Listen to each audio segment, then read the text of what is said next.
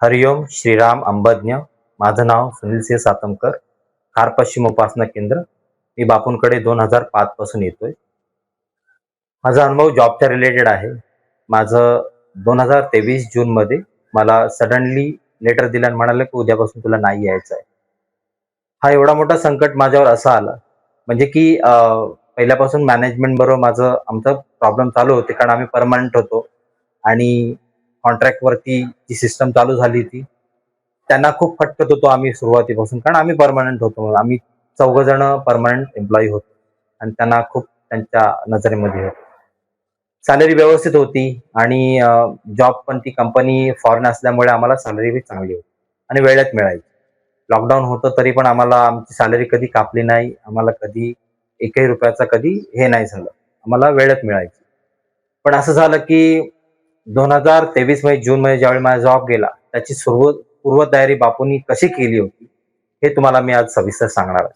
2022 जूनमध्ये आम्ही आणि माझ्या मिसेसने निर्णय घेतला की आपण दर महिन्याला जी काय आमची थोडी सेव्हिंग वाचवती ती आपण दर महिन्याला एक आर-डी काढायची, अशी आम्ही सुरुवात केली. आणि प्लस आमचा घराचा हप्ताही जात होता आणि त्या हप्त्यामधून जे काही पैसे शिल्लक होते त्याचे आम्ही आर-डी काढायचो. असं करत करत 1 वर्ष ज्यावेळी जून 2023 आला आणि मला ही गोष्ट माझ्या हातात लेटर दिला की तुला उद्यापासून नाही यायचं आहे. त्या पहिल्या महिन्यातच, जून महिन्यातच माझी पहिली आर-डी मॅच्युअर्ड झाली. माझा 20 तारखेला जॉब गेला आणि मला 22 तारखेला ती आर-डी मॅच्युअर्ड होऊन मिळाली. म्हणजे माझं असं झालं की माझी सॅलरी सडनली स्टॉप झाली, पण त्याच्यामुळे काय झालं, माझी आर-डी मिळाली, माझा घर खर्च निघाला.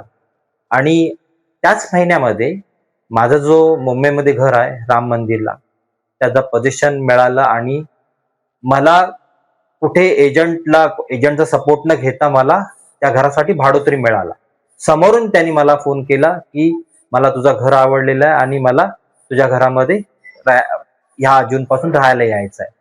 त्याच महिन्यापासून मला पहिला भाडा त्यांनी ऍडव्हान्स भाडा दिला, म्हणून माझं ते महिन्याभराचा खर्च म्हणजे माझा हप्ता आणि माझा घर खर्च त्यातून निघून गेला. दर महिन्याला हे 30,000चा हप्ता मला मिळायचा, म्हणजे घराचा भाडं मिळायचं आणि 46,000 माझा घराचा हप्ता होता लोनचा. त्याच्यामुळे म्हणजे कसं की थोडेफार पैसे जे वाचायचे माझ्या आरडीतले मिळालेले आणि हे यातून घर चालणं आणि माझा हप्ता जो जायचा त्यातून निघून जायचा. असे जवळजवळ 8 महिने मला जॉब नव्हता. पण 2 महिन्यात ती पीएफ ची प्रोसिजर असते, 2 महिन्याचं लिमिट हे असतो, लॉक इन पिरियड असतो की तुम्ही 2 महिन्यानंतरच विड्रॉ करू शकतो. मग 2 महिन्यानंतर पीएफ मिळाला आणि माझा सर्व व्यवस्थित सुरळीत चालायला लागला, खर्च वगैरे.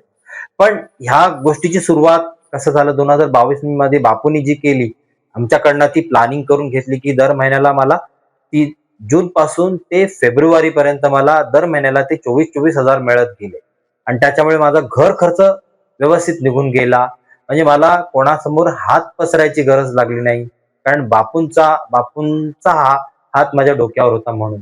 आणि त्याच्यामुळे मला म्हणजे माझं नंतर जेव्हा माझी शेवटची आरडी होती त्याच्या अगोदरच मला दुसरा जॉब मिळाला.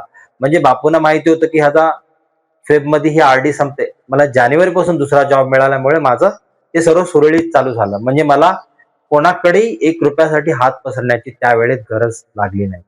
हरिओम श्रीराम अंबज्ञ. नाथ सव्वीत